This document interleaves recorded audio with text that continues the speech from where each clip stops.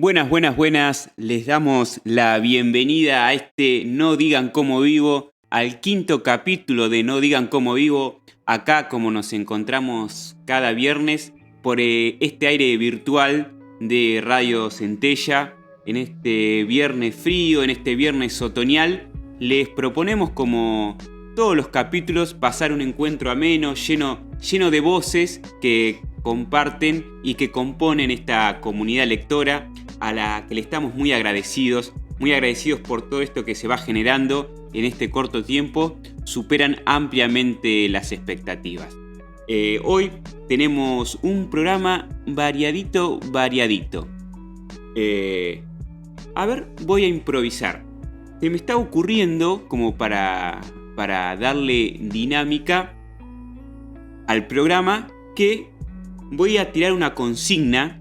La voy a repetir a lo largo de los bloques por si la gente se va sumando, y la podemos extender para el otro programa. Este juego ping-pong literario que es de la casa y que me lo apropié yo. Voy a mezclar y a ver si sale una consigna. Tiene preguntas, es un ping-pong literario, y el que responden por el chat del canal de Twitch va a tener un premio. Vamos a sortear la computadora de Juan, que no está. Por faltar. No, sí. Va a tener un premio, un libro, por supuesto. Este programa se trata de libros, así que vamos a sortear un libro. A ver qué pregunta sale. Mira, la que había pensado, la que una vez me sacó Juan acá cuando nos reunimos para hacer el programa, vuelve a salir esta pregunta, que está abierto la participación para todos los que estén viendo. ¿Qué libro te llevarías de viaje? Vamos a hacer así. En este programa, este capítulo 5 y capítulo 6, tienen tiempo para, ahora durante el programa, comentar en el chat del canal de Twitch. Y si no, ahora les voy a pasar mi teléfono. Y el programa que viene vamos a sacar el nombre del elegido, que se va a llevar este libro, este genial libro de poemas, que es de uno de los personajes, una de las grandes voces que componen hoy el aire de No Digan Cómo Vivo. Este libro de poemas de Ricardo Bizarra, que se llama Decadencia, este gran poemario de este gran narrador, gran poeta, que los van a estar escuchando hoy. Así que la pregunta, ahora la repetimos en el chat, es: ¿qué libro te llevarías de viaje y por qué? Puedes decirnos también acá y participás del sorteo de este libro, de este poemario fenomenal. Empezamos, tiramos la casa por la ventana, nos fundimos después de esto. Ahora sí, ahora les voy a brindar tipo una hoja de ruta de lo que va a ser este No Digan Cómo Vivo, este quinto capítulo, que, como decía, está repleto de voces que cada vez componen aún más este programa.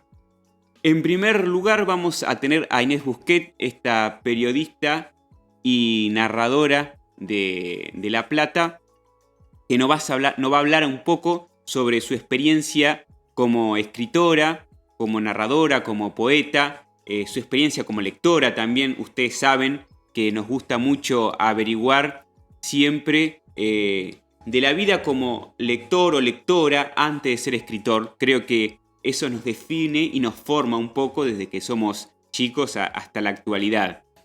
Y después, en la segunda parte de este bloque 1, vamos a inaugurar una sección que me da mucho agrado presentar, y que también es como el sentimiento de este programa, que es la comunidad escritora.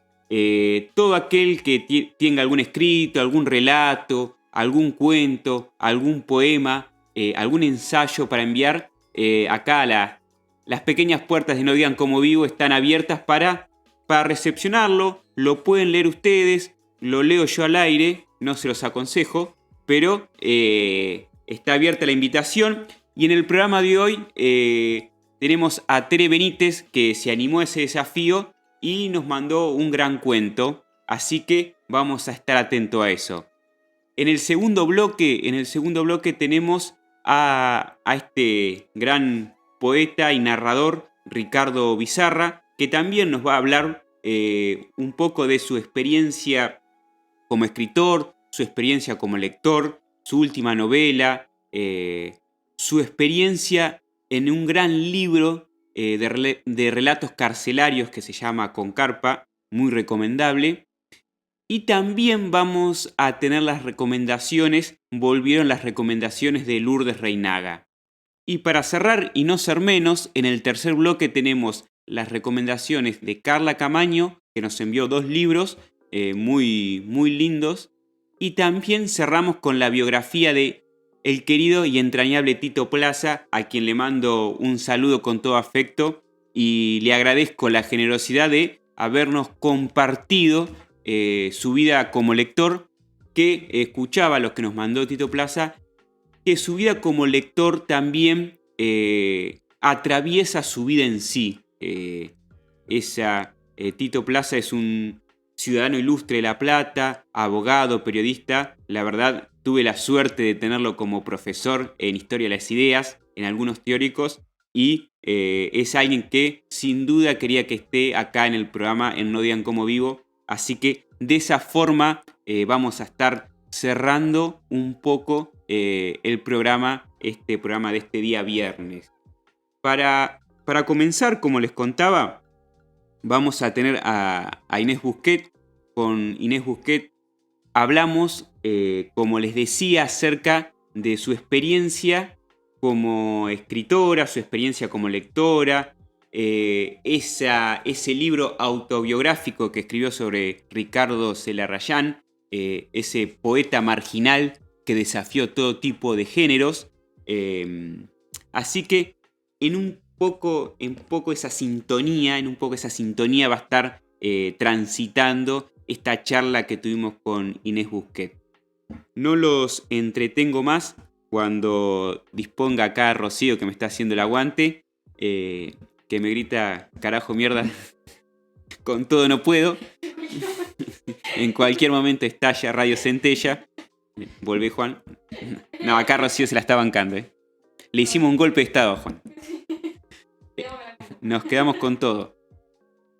Bueno, después de este ameno momento, les presentamos a Inés Busquet a ver qué nos contaba de su ecléctica, como la definió ella, biografía lectora.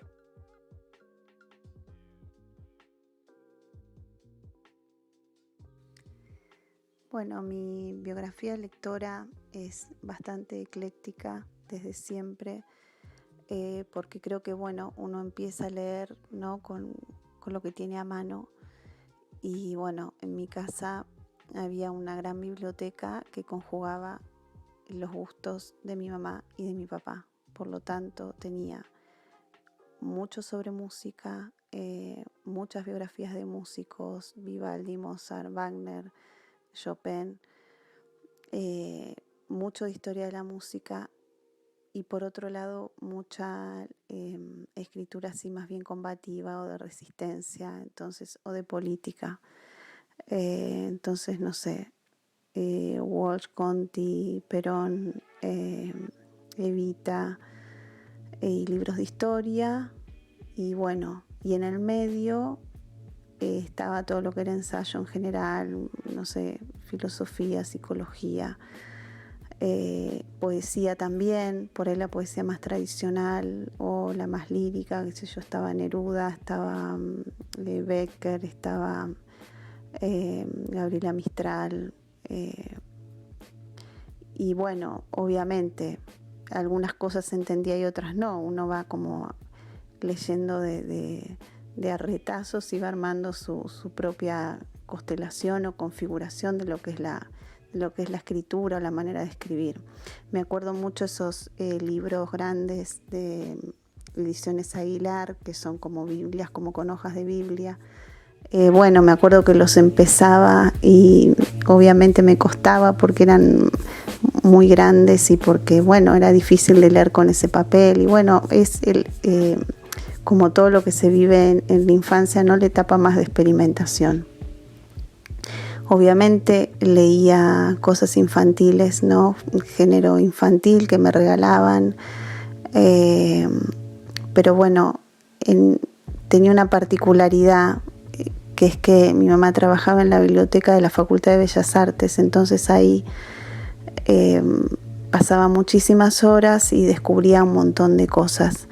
Entre ellas, si bien eran libros más bien para grandes, descubrí un libro rojo que me llamó la atención y era Javier Villafañe, Los sueños del sapo. Es un libro maravilloso, y que bueno, que lo leí en esa etapa de leer tantas cosas y tanta mezcla, encontrarme con eso que me identificó, que me conectó, y con la figura de Javier Villafañe, que era un titiritero muy bohemio que escribía cuentos con la materia prima eran los pueblos en donde él vivía, ¿no? Mientras iba con su carro de títeres. Bueno, esos libros así me encantaban. Y después enciclopedias, bueno, todo lo que había a mi alrededor que tenía más que ver con la escuela o con los manuales, qué sé yo.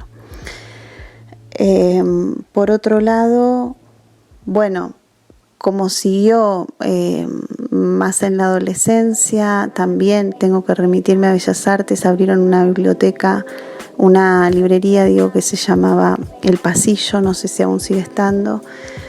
Y bueno, ahí también mucho ensayo de cine, de literatura, de arte. Ahí, por ejemplo, descubrí a Roland Barthes,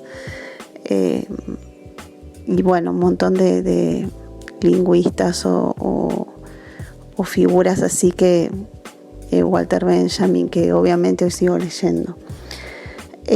Por suerte, el tema de hacer reseñas cada semana me permite ver el panorama actual literario, así que leo mucho contemporáneo, escritoras y escritores, publicaciones independientes que, bueno, me nutren de cómo se está escribiendo y me permite, bueno, hacer esa conexión o ese enlace con lo que uno también viene leyendo. Así que, bueno, eso lo veo como una satisfacción. Aparte, esta posibilidad de leer escritores y escritoras de todo el país.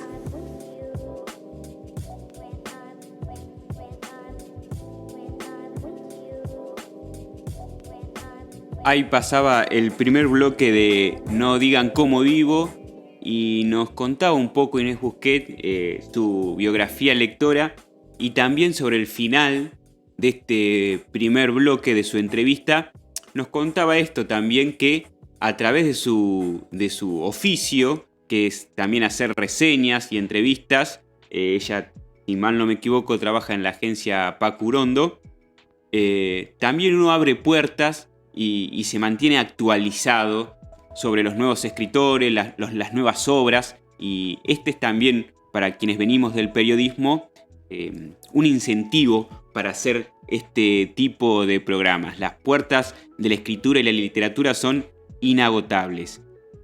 Y hablando de escritura, en el segundo bloque, en la segunda parte de la charla con Inés Busquet que tuvimos acá en No digan cómo vivo, le preguntamos esto: ¿cómo se acercó a la escritura? Todos tenemos a veces diferentes formas de acercarnos, algunos más autodidactas, otros a través de la facultad, otros a más temprana edad, otros después.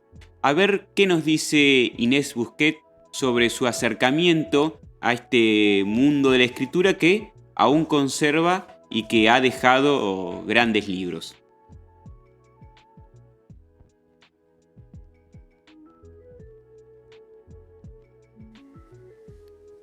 Creo que lectura y escritura van de la mano, van en consonancia, se retroalimentan. Entonces, por ese lado, si yo tengo que pensar cuándo empecé a escribir, bueno, y siempre escribí, ¿no?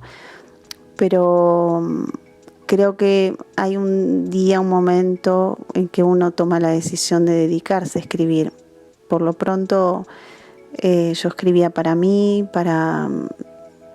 porque lo vivía como una necesidad, en realidad como una manera de canalizarlo. Inclusive me daba hasta como vergüenza, porque no sé, yo tenía algún problema y me iba enseguida a escribir, y en un principio me parecía que era lo común que hacía todo el mundo, después me di cuenta que no. Entonces como que también lo escondía en algún punto. Y bueno, y como escribí siempre, estudié periodismo y estudié periodismo justamente porque se escribía en letras en ese momento.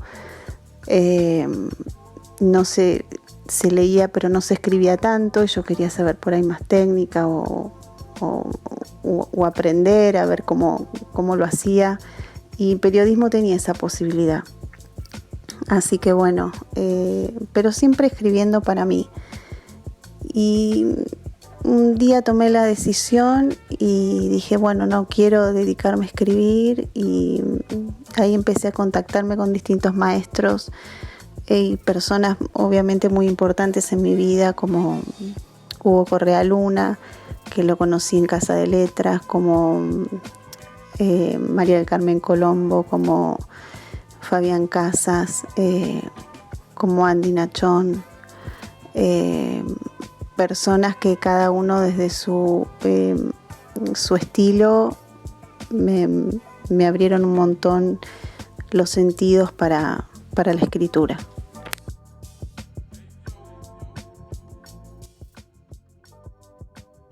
Ahí pasaba Inés Busquet y hablaba de los sentidos para la escritura. Qué importante las personas con las que uno se va cruzando en lo que nosotros llamamos nuestra biografía lectora, y en el proceso, cuando uno comienza a escribir. Ella nombraba a Fabián Casas, que si mal no me equivoco, va a tener su influencia en uno de sus libros. Después la escucharemos acerca de eso.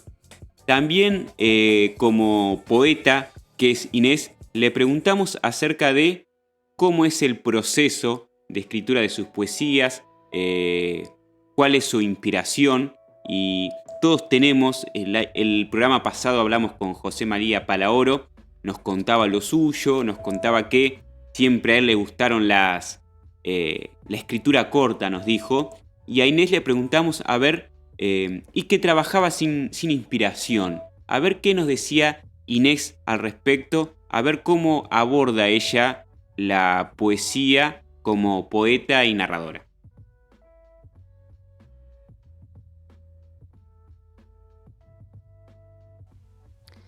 Bueno, con la poesía, un poco como te decía, con la escritura, ¿no? En general, también creo que siempre la escribí, pero no sabía bien si era poesía o qué era eso que escribía. Después me fui metiendo, digamos, conociendo y aprendiendo y perfeccionando.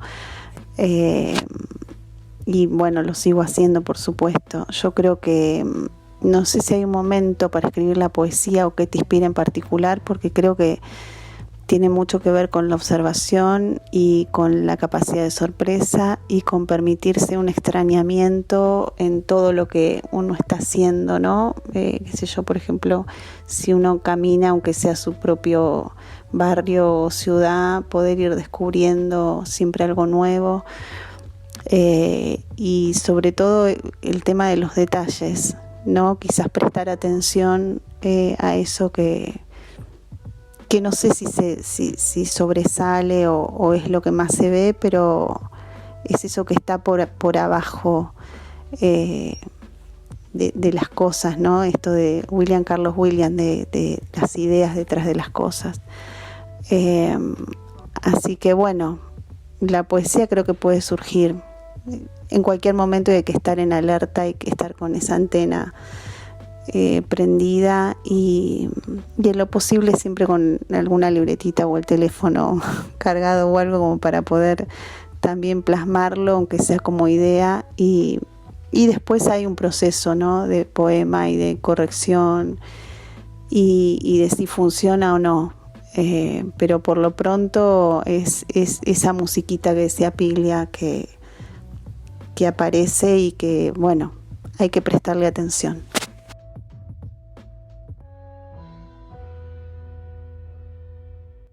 Esa musiquita que aparece era la metáfora de Inés Busquet para retratarnos su experiencia como poeta. Y para cerrar esta charla con Inés, le preguntamos sobre otro libro, de otro personaje que mencioné al principio cuando les contaba la hoja de ruta de este No Digan Cómo Vivo, y es acerca de cómo surgió la idea de escribir un libro enfocándose en Ricardo Celarayán. Para quienes no lo conocen, es un poeta, escritor, narrador, que no estuvo enfocado por las grandes luces, sino que, como muchos talentosos, se movió en el margen de la escritura. Así que le preguntamos a Inés a ver cómo había surgido la idea y a ver qué le había dejado este proceso de escribir de este personaje querido de la poesía. Y esto nos decía Inés para cerrar la charla con No Digan Cómo Vivo.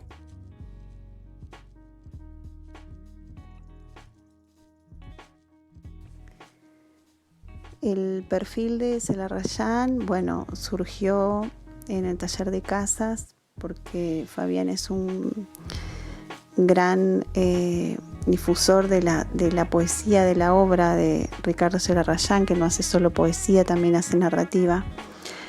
Y bueno, en una de esas clases él comentó que Celarayán no tenía biografía, entonces yo después al final de la clase me acerqué y le dije que a mí me gustaría hacerla o investigar sobre su vida porque, bueno, mucho no se sabía. Y así como que empezó el recorrido, Fabián me dijo algo muy interesante, que me dijo en ese momento: no hagas una bio, sino que hace un perfil porque es mucho más liberador. Liberador en el sentido de no ajustarse a la biografía tradicional, ¿no?, y a esa búsqueda infinita de fuentes que a veces no aparecen. En este caso, bueno, es una figura muy compleja y no había mucho material sobre él más que su obra. Así que bueno, así se fue construyendo con voces de personas que lo conocieron, con su hija, con el mismo Fabián y bueno, con personas que fueron discípulos de él. Y fue mucho más liberador, como me había dicho él. Así que bueno, tenía que ver con eso, con reivindicar un poeta que escribió mucho y publicó muy poco y que está bueno conocer a él como poeta, su obra y bueno, y a su narrativa también.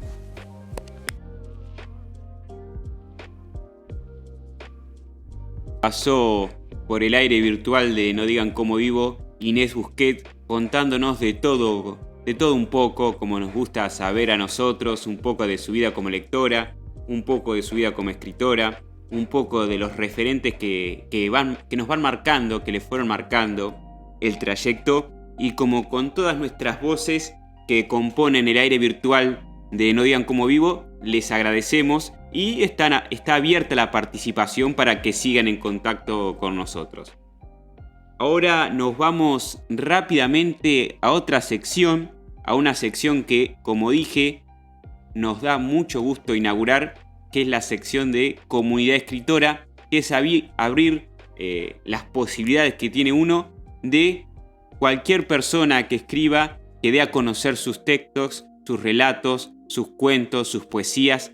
Cualquier escrito acá será bienvenido en el aire de No Digan Cómo Vivo. Así que estamos más que agradecidos con Tere Benítez, que tuvo la amabilidad y la gentileza de mandarnos un cuento que leí y que recomiendo, y que pronto vamos a escuchar con la voz de ella, que va a ser mejor que la mía.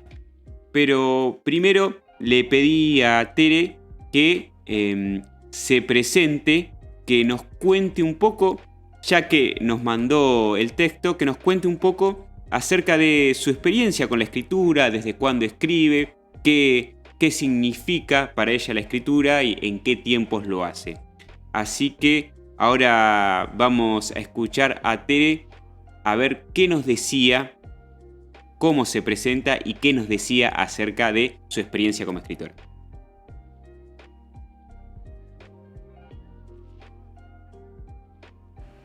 Bueno, mi nombre es Teresa. Escribo desde que era chica. Mi recuerdo es que desde que tenía 6, 7 años le decía a mi vieja que quería ser escritora y la llenaba de historias ridículas de ponis y barbies y princesas en castillos.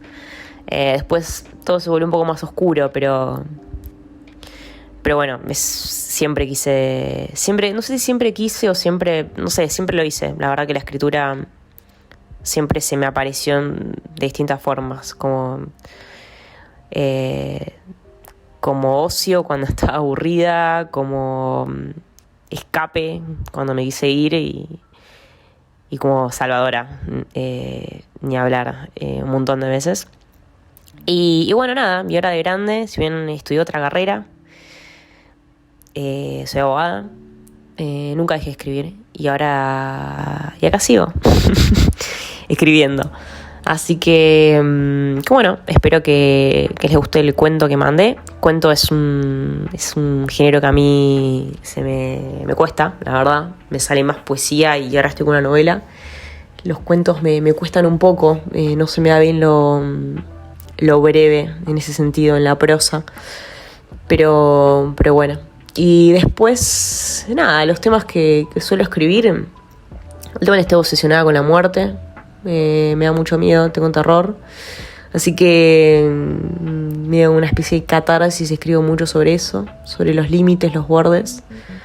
Y bueno, nada.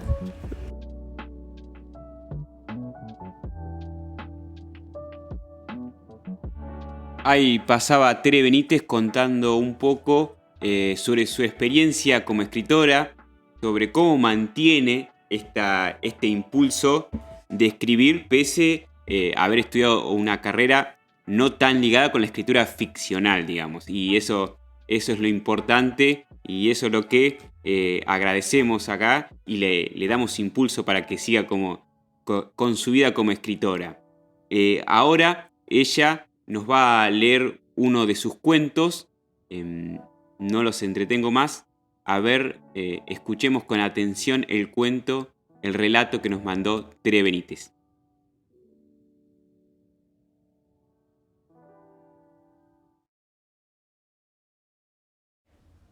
Hace 5 minutos miro la heladera como una boluda. Me quedé sin queso untable y me da paja ir al chino a comprar. Son las 11 de la mañana de un domingo. A la tarde tengo un festival de poesía en algún lugar de Bellavista.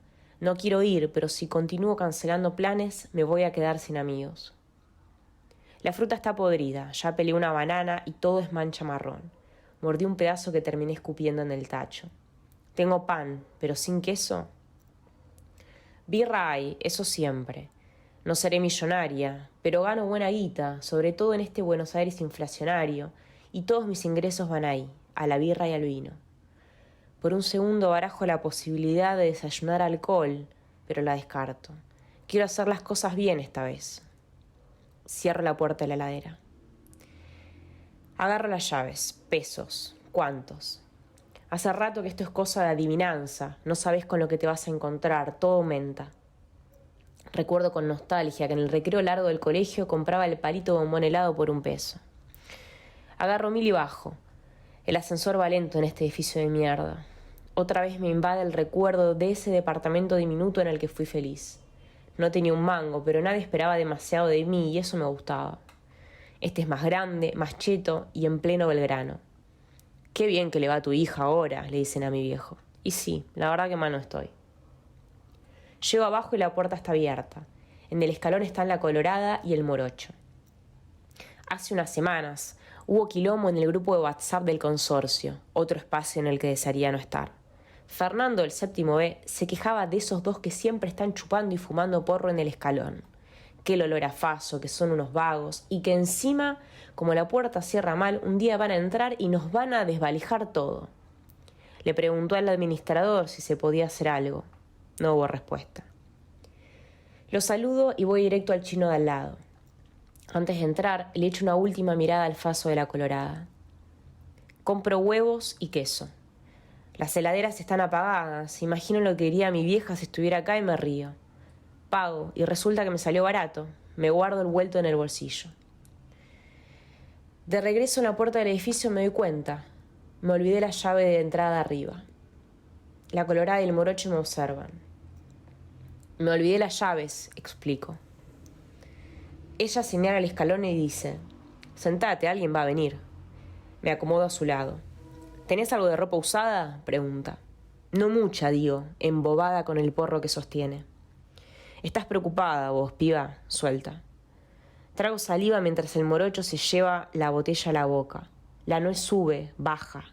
Un escalofrío me recorre cuando oigo el ruido de la cerveza en la garganta.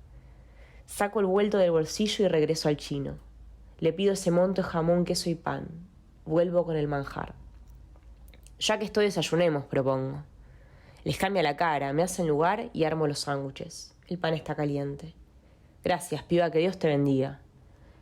Trago y miro con ganas todo eso que se meten en la boca y que tanto quiero que sea mío. No es que sea alcohólica, a ver. Solo me gusta estar en otra parte. Y ya no puedo, no debo.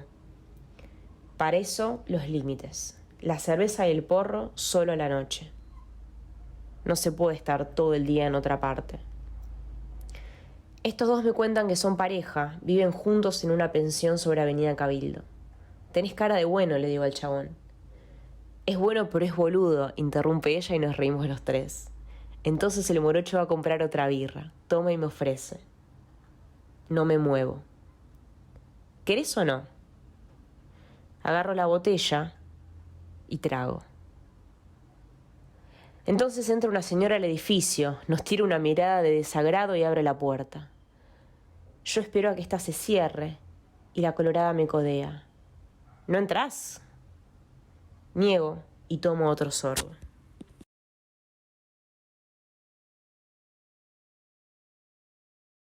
Ahí pasaba el genial cuento, el genial relato de Tere Benítez. Le agradecemos mucho que haya inaugurado esta sección muy especial para nosotros, esta comunidad escritora.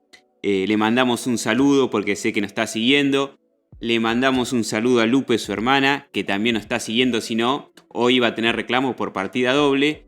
Saludamos a Tefa, también otra compañera que nos está siguiendo. A Mariano Cobo, que también nos hace el aguante. Y déjenme saludar también a mis viejos que todos los viernes me ven y siempre me olvido de saludarlos. Así que un fuerte abrazo para los pagos de Madariaga. Y así vamos cerrando este primer bloque de No Digan Cómo Vivo con esto que fue primero la charla con Inés Busquet y después con esta sección que se llama La Comunidad Escritora, que esperemos que sea el punto de partida, este genial relato de Tere, para que haya muchos más voces que se animan a contar lo que escriben. Nos vamos a un breve corte y en el próximo bloque se viene, para no bajar el nivel, esta charla que tuvimos con este también formidable poeta Ricardo Bizarra, y vamos a tener la recomendación de la querida Lourdes Reinaga, a quien también le mandamos un saludo. Y los dejo por un momentito, así no se me aburren de mi voz.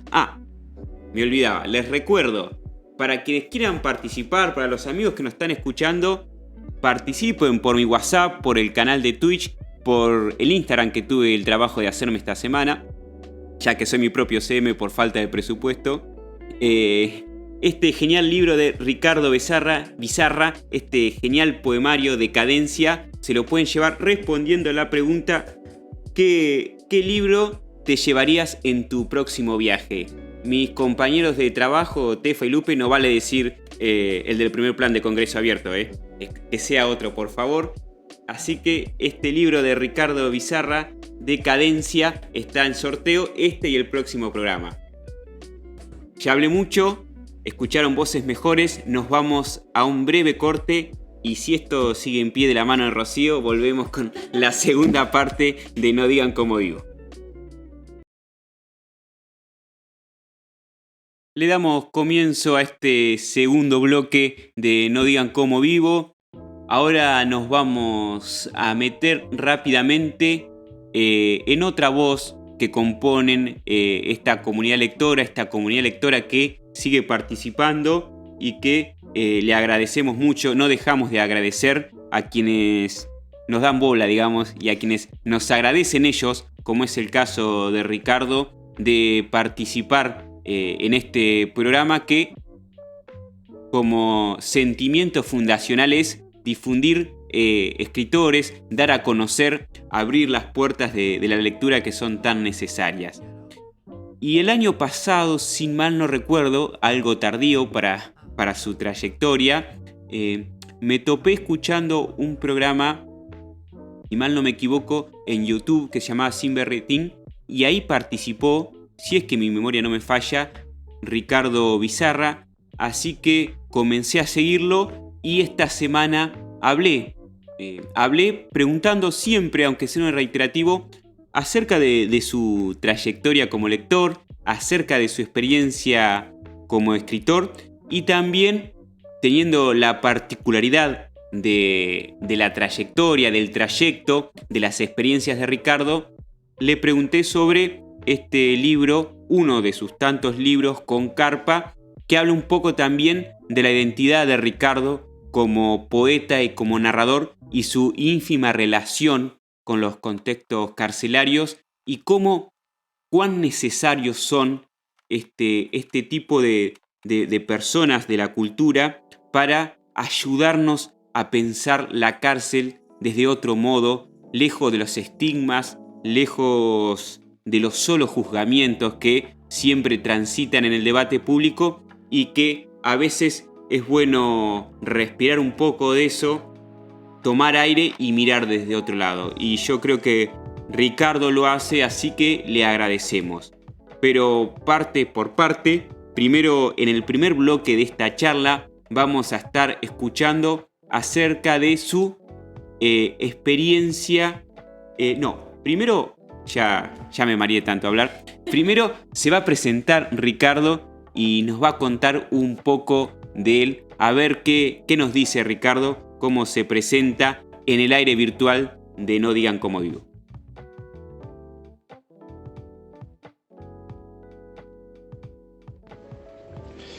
Sí, mi nombre es Ricardo Bizarra. Bueno, vivo aquí en La Plata y viví siempre acá en La Plata, en la ciudad de La Plata.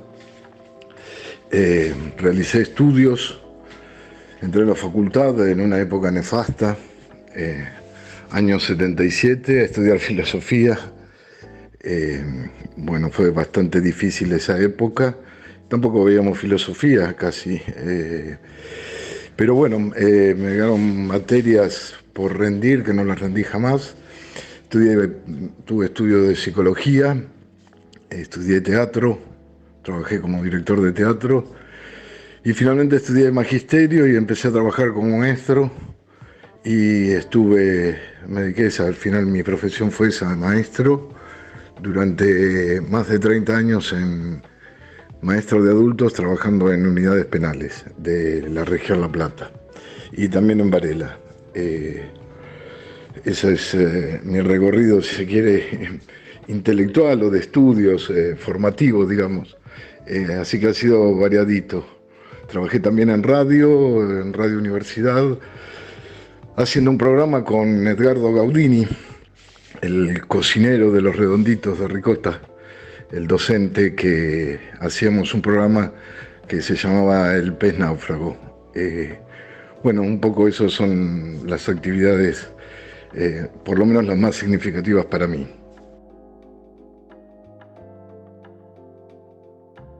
Bueno, ahí nos contaba un poco Ricardo acerca de su vida, de sus experiencias como maestro, sus experiencias en los contextos de cárceles, en los contextos de encierro, en sus experiencias con los medios también. Más que rico esto que nos contaba Ricardo. Y ahora sí, también le pregunté un poco de lo que me gusta chusmear a mí con los invitados, con quienes participan de este No Digan Cómo Vivo, acerca de los libros. ¿Qué libros los fueron marcando desde un principio, desde que uno se acerca a la lectura y hasta la actualidad, hasta por ahí, libros, escritores o escritoras, y cuáles de ellos los impulsan o no a escribir?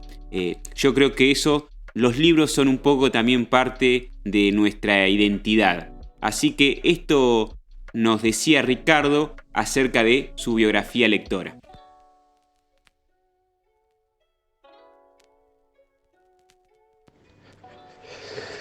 Bueno, las lecturas que me marcaron de chico, leía mucho de chico, mi mamá me compraba los libros de la colección Robin Hood y ahí leía Salgari, por ejemplo. Salgari me fascinaba, la saga de Sandokan, el tigre de Malasia, impresionante, también Robin Hood.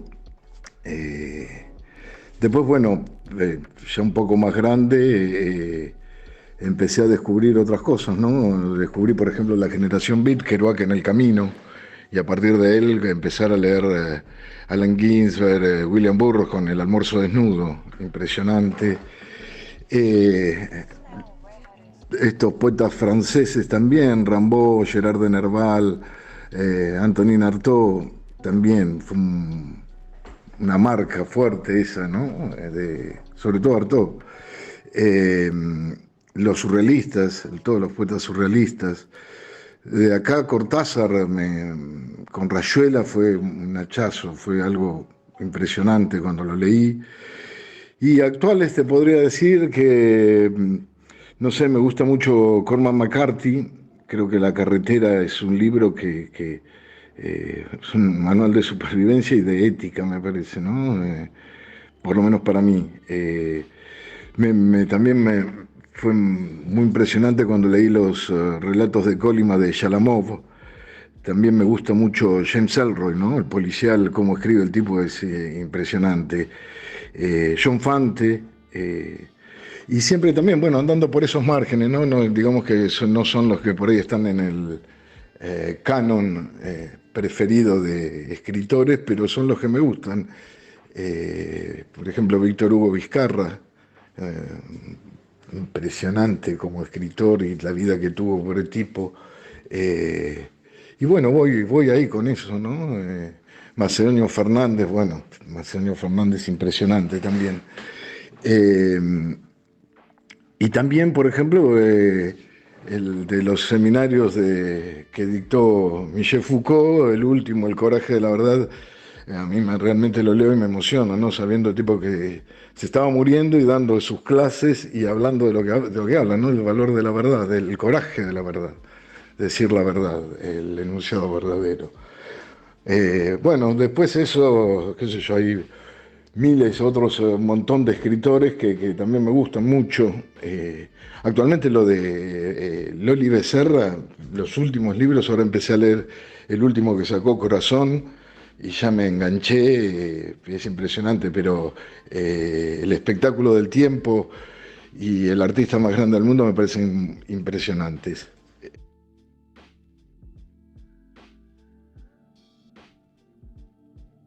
Ahí pasaba Ricardo Bizarra y uno, en esta sección, cuando pregunto por escritores o escritoras que nos forman, uno va tomando nota porque siempre abre, encima en gente que es tan lectora, abre un abanico inabarcable de nombres que por ahí uno no conoce y es bueno como un incentivo a conocer su obra. Y como esto está relacionado, como nos decía Inés antes, también le preguntamos a Ricardo Bizarra cómo se acercó a la escritura, de qué forma, a qué edad y de qué modo, valga la redundancia. Así que esto nos decía Ricardo acerca de su acercamiento al mundo de la escritura que también desarrolla.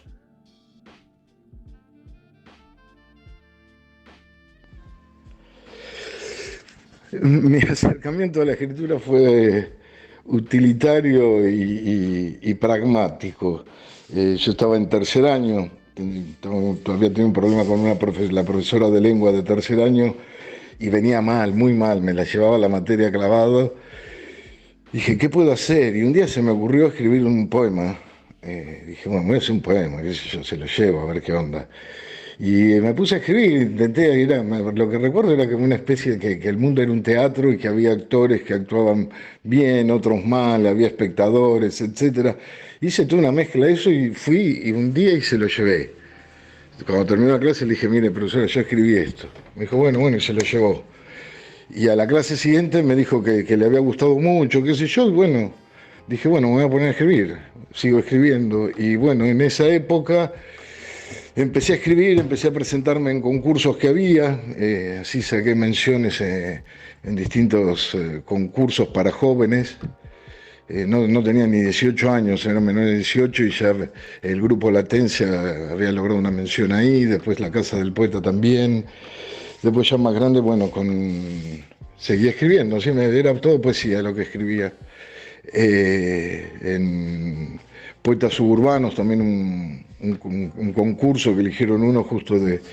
Fue muy gracioso porque era sobre un preso privado de la libertad, entonces me miraban todos muy raros cuando fui a que me entregaran el premio y pensaron que yo había estado en la cárcel y digo, no, yo soy... Entonces se aclaró todo ese malentendido.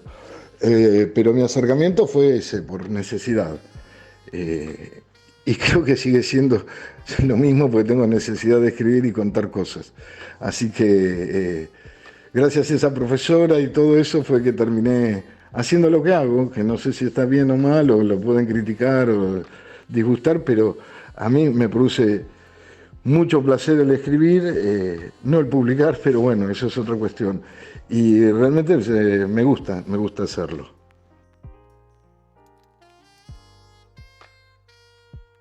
Ahí contaba Ricardo su anecdótico acercamiento a este mundo de la escritura y sí, y le decimos de acá tan bien que lo hace.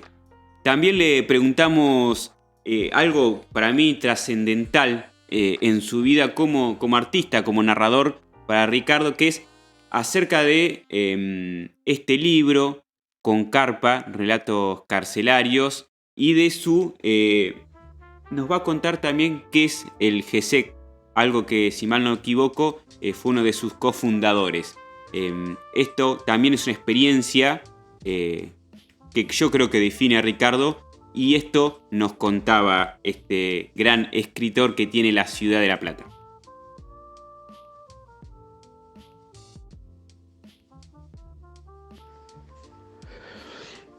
Bueno, trabajando en la cárcel, con unos compañeros decidimos armar un programa porque veíamos que no estaba adaptado para nada a todos los contenidos que teníamos que dar con lo que era la realidad carcelaria. Es decir, por ejemplo, te bajaban que una buena salud en ciencias naturales o bueno, una correcta alimentación.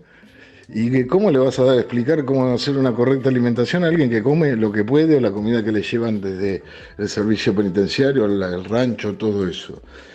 Entonces comenzamos a formarnos como entre nosotros, con lectura. Yo venía leyendo mucho sobre el tema carcelario, venía leyendo Foucault, otros Mathiesen, etcétera, otros autores que tocaban la temática, entonces con eso nos íbamos formando, había visto muchas películas, entonces veíamos películas, todo. El GESEC, la idea era trabajar sobre reconocimiento de los derechos humanos de las personas privadas de la libertad, y uno de esos derechos es el derecho a la educación, y cómo mejorarlo, o cómo hacer que se corresponda con lo que nosotros veíamos. En un determinado momento escribí un libro que se llama Poemas Infames, que eran todos poemas dedicados y escritos de historia de personas que había conocido en situación de privación de la libertad, es decir, presos, y que me habían impactado, algunos para bien y otros para mal. Había sido un año muy difícil, yo quería dejar de trabajar porque estaba en la cárcel de Romero con las personas privadas de libertad que tienen problemas psiquiátricos y eso me había parecido terrible, era terrible el trabajo ir Y por suerte, bueno, me analizaba con un muy buen analista y yo le dije que iba a renunciar y me dice, "¿Y por qué no escribes sobre eso?". Y bueno, fue escribir y poder seguir trabajando y salió ese primer libro. Y con Carpa, que es el libro, también, digamos, fue después de que me jubilé, que terminé de trabajar como docente, empecé a trabajar las historias que habían quedado por fuera y mostrar lo que es la realidad, un poco, no una crónica, contar lo que yo veía, sino también involucrarme, un poco al estilo de Manuel Carrer, que él se mete en las historias que va contando. Entonces conté historias de acercamiento y en algunas situaciones, cosas de cómo deberían hacerse algunas cosas, ¿no?, dentro de la cárcel. Y que no es todo tan terrible ni cruel, sí, como la pasan las personas que les toca estar ahí, pero bueno, que hay gente muy valiosa y hay que darle la oportunidad. Nada más que eso me pasó, hice teatro y, por ejemplo, estoy en contacto con gente que trabajaron en obras de teatro y que me siguen escribiendo, que ahora están en libertad, están haciendo su vida. Alguno trabaja de actor, intenta trabajar de actor y dar talleres en la cárcel como liberado.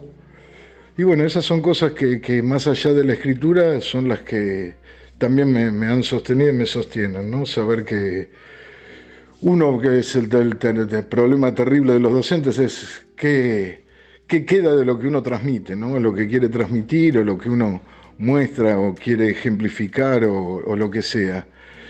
Y bueno, yo lo pude comprobar porque después gente que no había estudiado teatro jamás hicieron obras de teatro, logramos ir hasta Buenos Aires. No, me contacté con el músico Tata Cedrón, y él nos invitó y se hizo una obra en homenaje a Raúl González Tuñón, que le escribí yo, así fue un copy-paste, cortar y pegar. Pero bueno, llegamos allá y ahora uno de ellos todavía sigue escribiéndome, con otro también me sigo escribiendo y me siguen escribiendo más. En realidad son de 7 que fuimos, 7 actores que eran, bueno, con 13 estoy todavía en contacto. Así que eso fue un poco la cuestión de con Carpa, ¿no? Contar desde la visión del maestro, no un ensayo, eso es otro registro que se hace, ¿no? Otro registro, eso es de universitarios, académicos, es escribir, y hay gente que lo hace mejor que yo, como Esteban Alzueta, bueno, otra gente que sabe contar esas cosas mejor que yo, entonces yo quise hacer lo que hace el maestro, es un registro docente. Y entonces contar las historias de vivencias de cosas que pasaron con mis alumnos y lo que me pasaba a mí también en esas situaciones. Así que eso, bueno, y sí, es cortar un poco, dar otra visión a la que tiene la mayoría de la gente acerca de cómo es la cárcel y qué sucede con las personas que se encuentran privadas de la libertad. O sea, no es tan terrible y lo único que hay que hacer es dar oportunidades. Ya lo había dicho Foucault, que se puso a estudiar y preparar, vigilar y castigar, que la cárcel está cerca de nosotros. O sea, por cualquier cosa podés terminar en algún momento dentro de la cárcel. No es, pues, si hay algo que es generalizado, que es para todo el mundo, toda la gente, todos los que están son, digamos, del mismo grupo social, etario y con las mismas características, pero te puede pasar que vos también caigas. Pues tenés un accidente, pues sucede algo raro, bueno, pum, vas adentro. Y creo que es un poco sacar, por un lado, la romantización de la persona privada de la libertad y por otro lado, mostrar la humanidad que hay allá adentro y que es necesario trabajar en ella para que ellos puedan tener las posibilidades que no tuvieron afuera.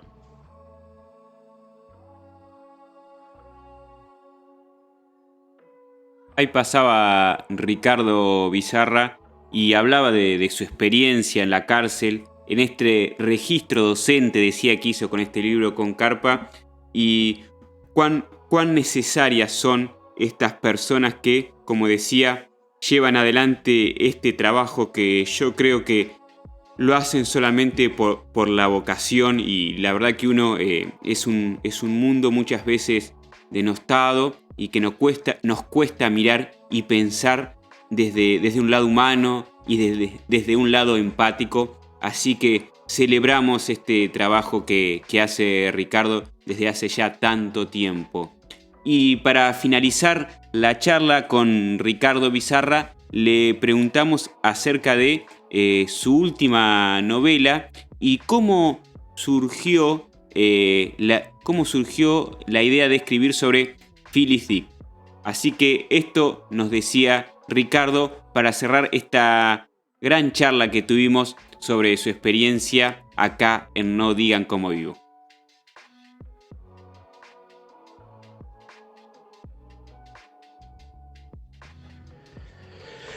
Mi última novela, ¿Dónde está ahora señor Dick? El personaje es el escritor Philip Dick. Philip Dick me encantó siempre, me voló la cabeza, es alucinante leerlo. Y aparte el humor que tiene, ¿no? Y las cosas que plantea, que es lo que estamos viviendo ahora. Él se murió, el año pasado se cumplieron 40 años de su muerte. Y todo lo vos rastreas las novelas y es lo que estamos viviendo ahora. Y es lo que se viene. Y bueno, leí la biografía que escribió el escritor Emmanuel Carrère, y él plantea en un momento una cuestión que dice que lo habían invitado a Vancouver a participar de la segunda conferencia de ciencia ficción, y que la da, es un exitazo, lo aplauden, era como un rockstar en ese momento, en el año 72. Y después hay 15 días que no se sabe qué pasa y aparece internado en una clínica de heroinómanos. Y Carrère comenta que ninguno de los biógrafos sabe qué pasó. Él nunca contó qué fue lo que le sucedió. Y deja la posibilidad, dice que bueno, con él Carrère no se dedica fundamentalmente a escribir novelas, entonces a mí me quedó la intriga y ¿qué podría haber escrito? ¿Qué le pudo haber pasado a Philip Dick? Y así surge esta novela, ¿Dónde está ahora señor Dick? Que es más o menos, esos 15 días es como si él estuviera dentro de una de sus novelas, el personaje Philip Dick, y le empiezan a pasar todas las cosas que le pasan a los personajes de Philip Dick en las novelas.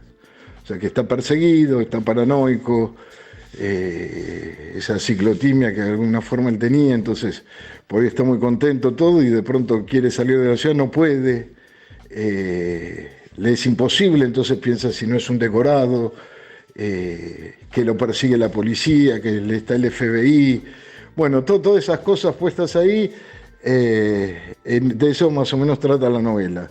Y también jugar con el tiempo, ¿no? Porque él en su momento dijo que en el año 74 dice que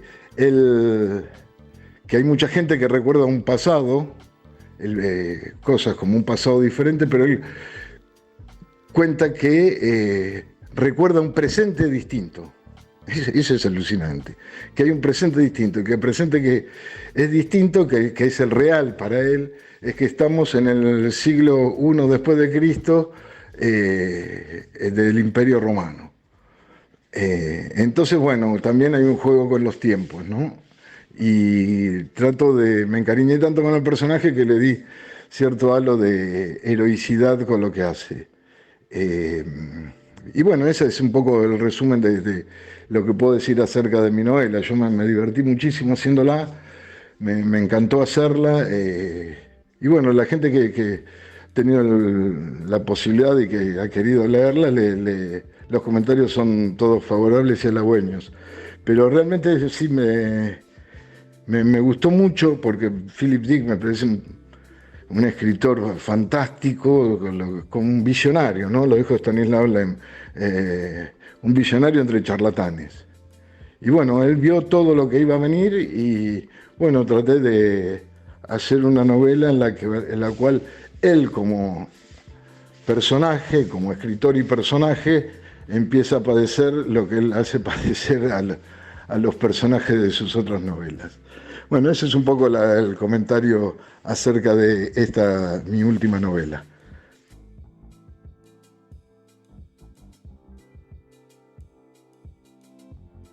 Ahí pasaba Ricardo Bizarra hablando de su última novela sobre Philip Dick, ¿Dónde está ahora el señor Dick? le agradecemos otra vez a Ricardo. La verdad es un orgullo que estas voces compongan el aire virtual de No Digan Cómo Vivo. Y para cerrar esta charla voy a improvisar a leer un poema que compone este libro que sorteamos, que acá Tere Benítez, para participar, a quien escuchamos en el bloque anterior, recomienda para llevarse de viaje crónicas completas de otra genial escritora que es Eve Ugart. Un libro que recomienda a Tere, que justamente hoy a la mañana estuve leyendo algunas crónicas porque me lo había comprado hace más de un año en San Bernardo y nunca lo había leído, pero siempre es bueno tener a Eve Ugart cerca. Así que Tere ya está participando. Lupe, su hermana, en el grupo interno que tenemos con los chicos de la oficina, recomienda un libro de vinos. Sabemos que es una especialista en vinos, así que también está participando del sorteo. Va a haber una competencia. Y le decimos a los amigos que nos escriban por el Instagram, por el celular que dejé en el chat, sobre qué libros se llevarían de viaje para llevarte este otro libro de Ricardo Bizarra, Decadencia. Que entre sus poemas está el poema número 1, dice así: hubo un árbol, recuerdo que lo hubo, temblamos por el viento, el árbol y yo. No había nada más, nadie a mi lado, la casa lejos en el tiempo. ¿Qué más decir? 7 notas son las que suenan ayer.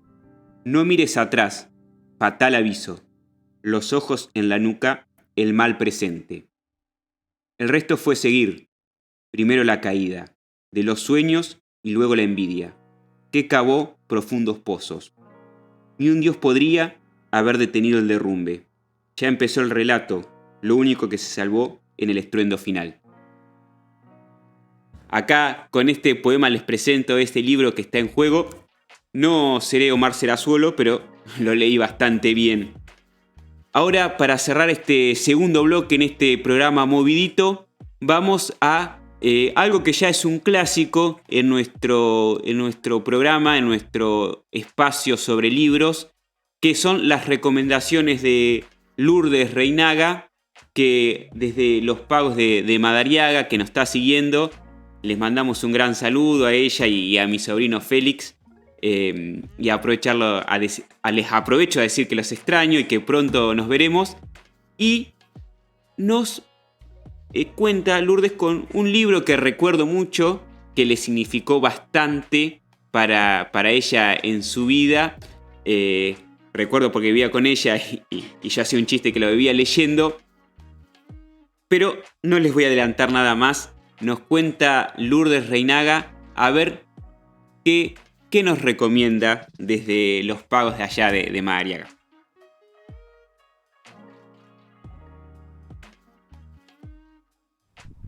Buenas. Bueno, hoy, para el programa de hoy, les traigo una recomendación literaria. Hoy no hay historias de amor. El libro que les quiero recomendar hoy se llama Hasta que puedas quererte solo y es de escritor argentino Pablo Ramos.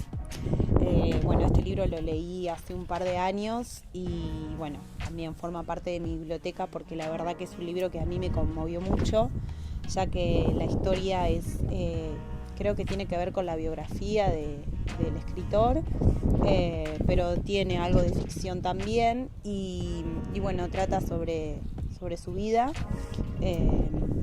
y se trata, bueno, de él atravesando su adicción a las drogas, al alcoholismo. Y bueno, la verdad que este libro lo que más me gustó fue que habla mucho sobre las adicciones, sobre todo el proceso y habla como del adicto como lejos de estigmatizaciones y de juzgamientos sobre por ahí lo que tiene el concepto de adicto en la sociedad. La verdad que es un libro muy sensible, habla de la soledad, habla mucho de la oscuridad que atraviesan las personas adictas y la verdad que me conmovió mucho porque es muy sensible también y creo que cualquier persona que lo lea puede sentirse interpelado por esa sensibilidad y bueno, esas pequeñas cosillas de la vida misma que forman parte del humano y que creo que atravesamos todos. Entonces, la verdad que también el libro está acompañado tiene una estructura en 12 relatos y cada capítulo, cada relato es un paso. Entonces, como obra, cómo acompaña también el mensaje y cómo cada capítulo está narrado de una forma que forma parte también de ese proceso que tuvo que atravesar el autor para ir recuperándose. Y creo que cada paso no solo habla de él, sino también habla de un par de personajes que formaron parte de ese proceso y la verdad que también habla como del proceso de esas personas, entonces no es que es algo autorreferencial o que solo habla de sí mismo, sino que también como para desmantelar un poco ese concepto del adicto de soledad, sino que también hay como una compañía o por ahí como un acompañamiento en el sentido de que ella no está solo y poder hablar de otros personajes también le permite al lector poder saber o conocer la vida de esas personas que también formaron parte del proceso de él. Algunas están vivas, otras no, entonces al hablar temas tan profundos me parece un gran libro.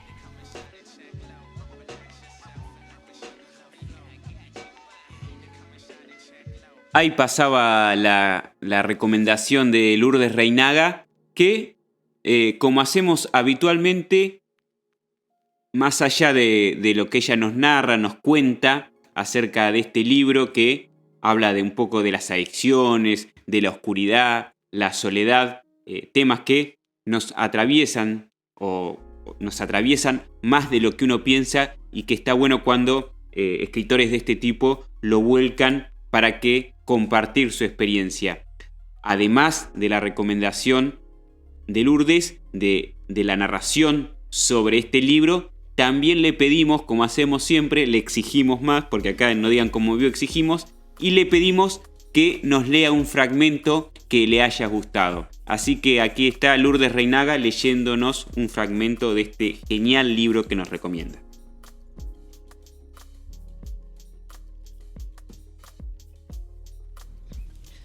Bueno, les quiero compartir ahora un fragmento de uno de los pasos del libro. Se llama así: Sin miedo, hicimos un detallado inventario moral de nosotros mismos. Imagínense que es de noche, una noche cerrada y tormentosa, y que estamos frente a la puerta de una casa desconocida. En realidad la conocemos por fuera, conocemos su fachada, pero jamás entramos en ella, aunque tenemos la llave para hacerlo.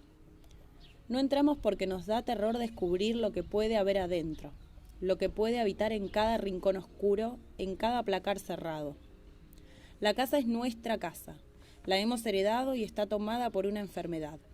Tenemos que recuperarla para poder vivir en ella y para eso tenemos que entrar e iluminarla. Tenemos que hurgar hasta aventar cada uno de sus fantasmas. Estamos en la puerta con solo una caja de fósforos y una vela. Resguardados de la lluvia bajo el techo del porche, abrimos la puerta y sentimos un olor familiar, un perfume dulce que nos hiela la sangre. Sin embargo, encendemos la vela y damos el paso hacia el interior de esa oscuridad. Lo que nos espera en las sombras es una imagen completa de nosotros mismos.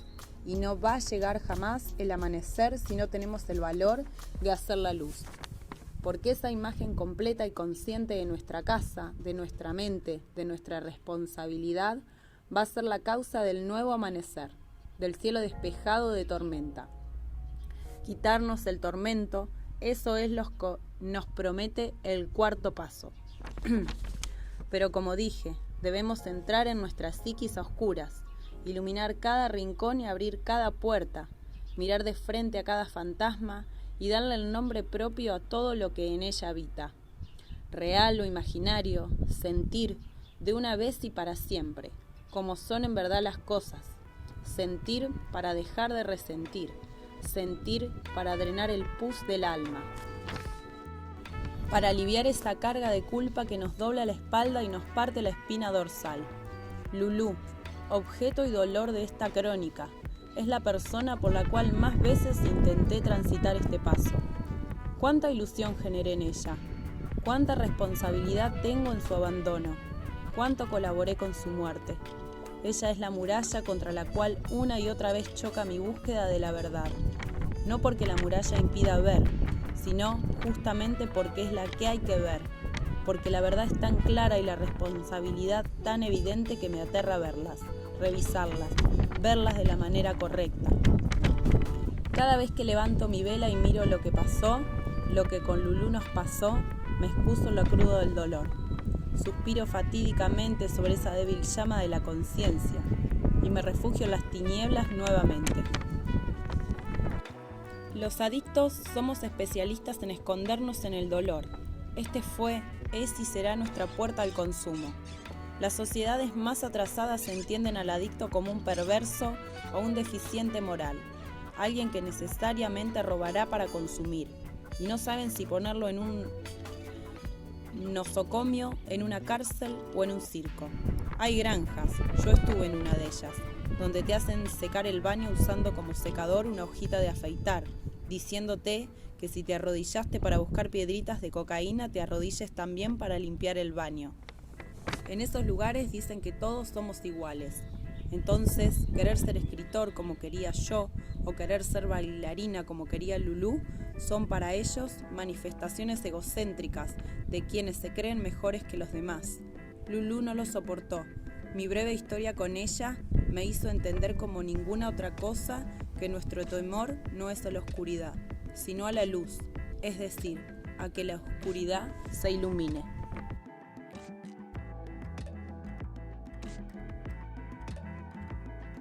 Ahí volvemos después de la recomendación de Lourdes Hasta que puedas quererte solo de Pablo Ramos, cuando el chat del programa se desbarrancó.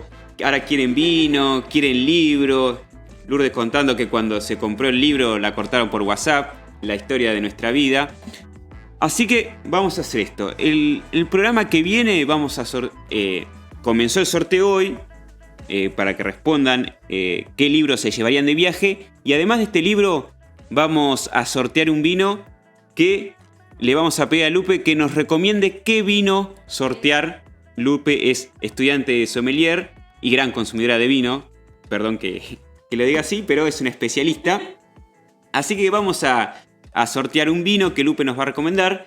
Nuestro presupuesto es ajustado, soy monotributista, así que esperemos que no sea muy caro. Y vamos a hacer así. Bueno, le agradecemos a todos los amigos de la casa que participan del chat. Le agradecemos a Lourdes por la recomendación. Y así los despido hasta el próximo programa no. Queda un bloque más. Se viene la recomendación de Carla Camaño, que nos recomienda 2 libros interesantísimos. Y también un bloque muy especial para mí, porque Tito Plaza nos va a estar contando su biografía lectora. Ahí pasaba este tema tan lindo de Estelares y damos la bienvenida ahora sí al tercer bloque. No me quiero olvidar también saludar a Juli González Adel, que nos está escuchando desde Valencia. Somos internacionales, les mandamos un gran saludo y un abrazo. Gracias por el aguante, a alguien que también extrañamos mucho. Y también estamos muy contentos porque acá el monarca de Radio Centella, mientras está reunido con inversionistas, que quieren apostar en este negocio cultural, nos dice que estamos rompiendo récords de oyentes, de participantes, así que con las planillas de rating en mano está exultante Juan, a quien le mandamos un abrazo también, que está pendiente de cómo sale todo. Bueno, nos metemos en este tercer bloque de No Digan Cómo Vivo y ahora, como les decía hace un ratito nomás, vamos a escuchar las recomendaciones de Carla Camaño, a quien le agradecemos mucho su participación y la vamos a seguir invitando a que sabemos que es una lectora voraz, cuando quiera nos mande cosas que tenga para recomendarnos. A ver que nos recomendaba Carla Camaño.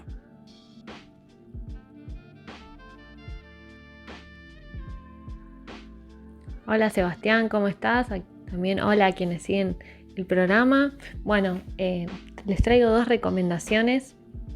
Para mí es difícil poder elegir una sola recomendación, así que bueno, nada, les traigo 2 recomendaciones. Primero, un libro de Paul Auster, seguramente lo deben conocer, especialmente por su trilogía de Nueva York.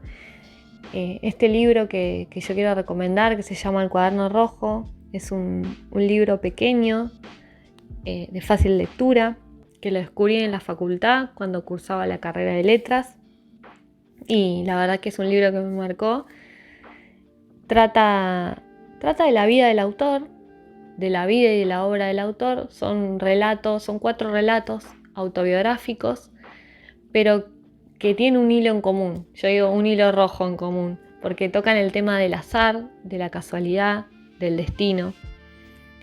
Para aquellos que no creen en el destino, o para aquellos que no creen en la casualidad, este es un libro hermoso que toca temas que nos pueden haber sucedido a todos, porque creo que a todos alguna vez nos ha pasado esto de que algún hecho en nuestra vida nos ha hecho repensar, bueno, existe el destino, es una casualidad.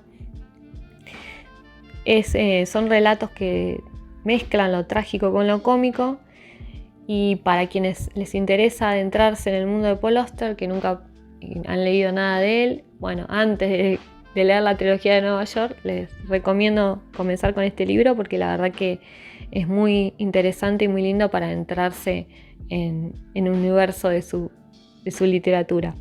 Y el segundo libro que quiero recomendar es de la escritora Claudia Piñeiro, que también seguramente la conocen por sus novelas Betty Boo, Tuya y La viuda de los jueves, y ahora que también está en Netflix la serie El Reino. Pero bueno, este libro no es una novela, sino que son 6 obras de teatro. Se llama ¿Cuánto vale una heladera? Y otros textos de teatro. Son 6 obras breves, 3 comedias y 3 dramas, pero la verdad que es un libro muy muy lindo, porque la escritora, bueno, también toca temas y situaciones que nos pueden pasar a cualquiera de nosotros. No sé, ¿quién no ha vivido alguna vez alguna situación de burocracia en este país? ¿Quién alguna vez no ha tenido algún conflicto con sus hermanos o con algún familiar, ¿no? Por ejemplo, por el cuidado de los padres? Bueno, en estas obras se tocan temas, la verdad, muy interesantes. El tema de la empatía, el tema de la identidad, temas que nos tocan a todos. Y la verdad que Claudia lo hace con una excelencia increíble. Y la verdad que, bueno, este libro lo recomiendo. Además, las obras son sencillas, son fáciles de leer y son muy entretenidas.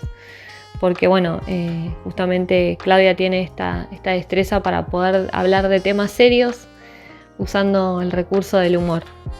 Bueno, esas son mis 2 recomendaciones de la semana. Espero que les guste. Chau, chau.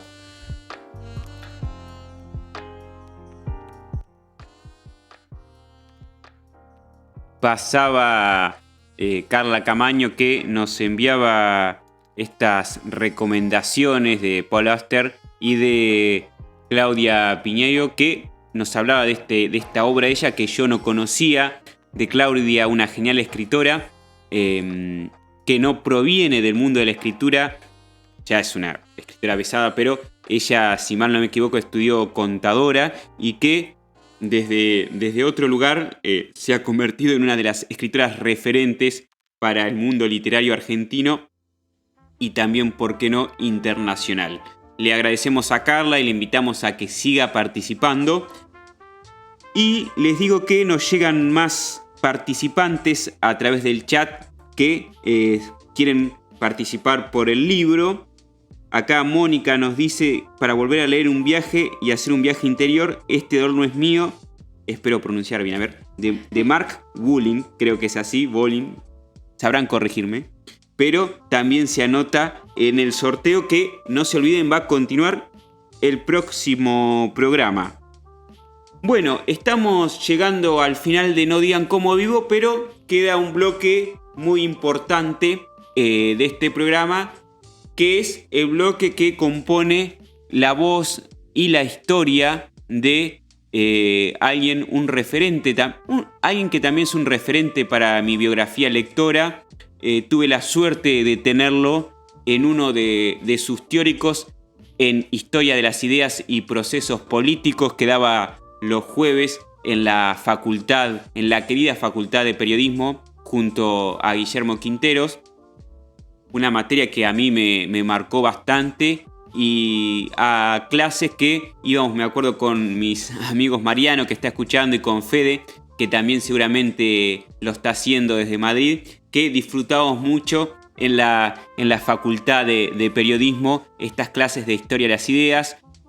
Y Jesús María Tito Plaza es un personaje que excede estas clases que daba, porque es un abogado, periodista, militante de los derechos humanos, por su historia de vida, por su ejemplar historia de vida y valiente historia de vida que tiene Jesús María Tito Plaza, como es conocido acá en la cultura platense, que es un ciudadano ilustre de La Plata, así que es un lujazo tener su voz en este No Digan Cómo Vivo, que está dedicado a la comunidad lectora, y que vamos a escuchar la voz de Tito diciéndonos qué libros los marcaron y en qué momento de su vida.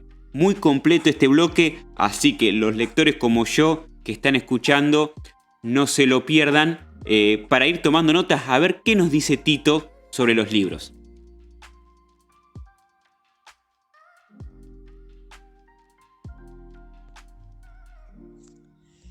Hola, Sebastián. Lo primero, agradecerte profundamente el que me permitas explayarme sobre la herramienta que la humanidad utilizó siempre a partir de los descubrimientos allá por el 1400, que es el libro, ¿no? Gutenberg se llamaba el impresor. Pero a partir de ahí el libro creo que es fundamental poder reflexionar sobre ellos, sobre sus títulos, recomendarlos. Y como hablamos la otra vez, mi formación a través del libro. Y en realidad, tengo que decirlo, el libro fue, mientras tuve uno en mis manos, el libro me hizo feliz, ¿eh? Ese placer de mojarse los dedos con una lengua y pasar la página de un libro es único, tanto para la sensación como para la piel misma, ¿no? Pero bueno, casi estoy rayano en las 8 décadas, así que hay una lectura bastante profunda sobre lo que significa el libro, la literatura, el cuento, el verso y todos los géneros que una pluma sobre un papel origina. Y para poder más o menos acordar un tiempo prudencial y decir qué es lo que leí, qué es lo que recomiendo leer, yo creo que vamos a tener que hacerlo por etapas. No es lo mismo mis lecturas y mis libros en la infancia que en la adolescencia o que en el ámbito académico, donde me desenvolví ya hace más de 50 años. Y después está lo que uno como aficionado fue leyendo, como gustador de la literatura y de la buena pluma. Tengo que decirte que en la infancia a mí me tocó no conocer lo que hoy la tecnología te manifiesta. Ahí tener un televisor, se tenía un televisor por manzana en aquella época, así que por lo tanto los tiempos del hogar, los tiempos de la casa, además del estudio, en la escuela y en el jardín y todos los ámbitos pequeños académicos, era la lectura. Y la lectura en aquella época es a través de las historietas. Nosotros nos formamos con historietas previo al ingreso al libro. Nosotros leíamos lo que se llamaba revistas mexicanas, en las revistas mexicanas que traía Vidas Ejemplares, Aventuras del Oeste, Batman, Superman, y todo esto trasladado a la realidad nuestra. Para mí en aquella época ver a Superman o a Batman era leer El Zorro. El zorro, ese justiciero que le daba a los pobres lo que le sacaba a los hacendados. Así que la primer literatura en mi vida fue la, las historietas, las historietas. Las historietas son sagradas. Paturuzú, que es el espejo donde se refleja el autor de Asterix. Asterix, ese galo rebelde que mantiene una aldea para enfrentar el Imperio Romano allá en las Francias galas de aquellos tiempos. El Paturuzú, es decir, nosotros nos formamos a través de la lectura de las historietas, muchas historietas. Y después, a partir de ahí, la ficción por la lectura. Y cada uno de mis hermanos, y como en mi caso, tenemos sensaciones y experiencias diferentes. A mí, por una cuestión de salud en aquella época, 6, 7, 8 años antes del colegio, mi afición sí era la lectura. Y después recuerdo un libro que nos regaló papá, porque éramos 4 varones, 4 hermanos, éramos una banda, nos llevábamos 2 años cada uno, un libro que nos regaló papá que se llamaba ¿Cómo no aburrirse en un día de lluvia? Un libro fundamental. Era un libro que nos entretenía y nos disponía, después de escuchar la radio, a leer y hacer trabajos que te determinaba, o juegos que determinaba ese libro. Pero ahí me vino a mí la gran necesidad de leer un poco más, y me infiltré en otros autores que fueron claves, pero muy claves para mí.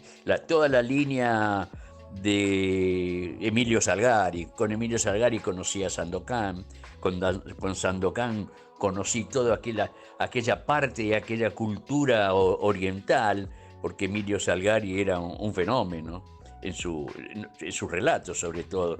Pero además de Salgari conocía a su opositor de aquella época, ¿no? Julio Verne, el que nos mostró 20.000 leguas de viajes submarinos, hizo conocer el agua, hizo su cuento y su novela para nuestra querida Ushuaia en Tierra del Fuego, con el faro del fin del mundo.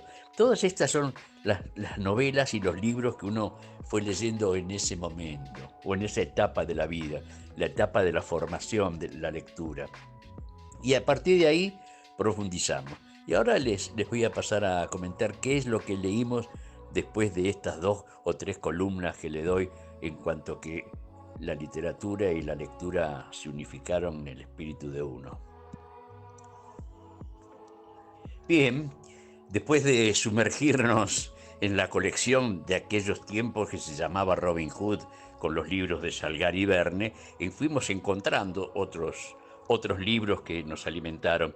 Y la forma fue de empezar a entender quizá lo que para nosotros eran los mensajes que dejaran los libros. Y fuimos tomando de la infancia libros históricos, ¿no? Por ejemplo, de los hermanos Grimm, El sastrecillo valiente. Ahí aprendimos a saber que la inteligencia estaba por encima de la fuerza, en lo que hace a una experiencia de vida. Leímos El rey desnudo, que ya hoy está tan de moda porque lo usan los políticos frente al escepticismo que genera la clase dirigente. Por eso leímos Purgarcito, El flautista de Hamelin, o Hamelin, como quieran decirlo. Todos esos libros, toda esa literatura nos fue formando en cuanto a interpretar lo que se decía. Y esto hay que destacarlo. Y además nos entreteníamos a su vez por Hansel y Gretel, también otra de las grandes cuentos de aquella época, de todos autores no argentinos en este caso, que voy a entrar después a decirle qué fue lo que me formó la literatura nacional y la literatura hispánica, ¿no? Así que esto fue lo que en la infancia fuimos incorporando. Me tocó, por otra situación, vivir un tiempo en España. Mi padre era diplomático, 4 años allá, y allá en España, donde yo termino de transformarme en un enamorado de la lectura y en un apasionado de los libros. Y ahí no solamente los autores españoles que uno fue conociendo, fue leyendo, sino que también otros movimientos literarios importantes que España, como una de las líderes de la industria editorial, publicaba. Y ahí nosotros nos fuimos también formando. Existían unos libros chiquitos, sobre todo para los adolescentes o púberes de mi edad, que se llamaban novelitas en España. Y en esas novelas eran novelas de aventuras y cuentos cortos del Far West, por ejemplo. O para las chicas, las de Corín Tellado, los romances de adolescentes de aquella época. El caso de Marcial Lafuente Estefanía, que era una de las novelitas que a mí más me apasionaban, es el que Juan Manuel Serrat dedica en su canción de Curro el Palmo, que tanto gustó acá en la Argentina. Es decir, que las novelitas también nos formaron allá en España. Pero también conocí el misterio, lo policial. Conocí a Agatha Christie, todo leí de Agatha Christie, todo, que ahora creo que se reincorpora a la lectura argentina nuevamente con una adecuación hacia la terminología utilizada en esos tiempos. Pero mi fanatismo era por Edgar Allan Poe. Él y este famoso Sherlock Holmes también marcaron mi vida en cuanto a ese tipo de literatura policial, de misterio, de inteligencia. Esto también era una etapa para conocer los libros. Eso es lo que fui conociendo en aquella España, la España de Franco, donde era muy difícil. Saliendo de esa etapa puedo hacer un rápido repaso por lo que después, en el tiempo de la militancia, en el tiempo del exilio, en el tiempo de entender los cambios en nuestra historia. Ahí me enamoré de la poesía de Federico García Lorca, número 1 en mi lectura, número 1 en mis recuerdos de aquellos tiempos. Miguel Hernández, tremendo y terrible poeta que nosotros conocemos, o Machado, ¿no?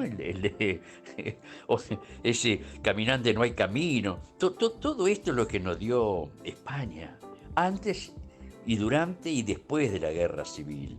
Así que esa fue otra etapa interesante para comentarles cuáles fueron los libros que alimentaron y me fueron formando para que después, con el tiempo, la Universidad Nacional de La Plata me permita publicar mi propio libro.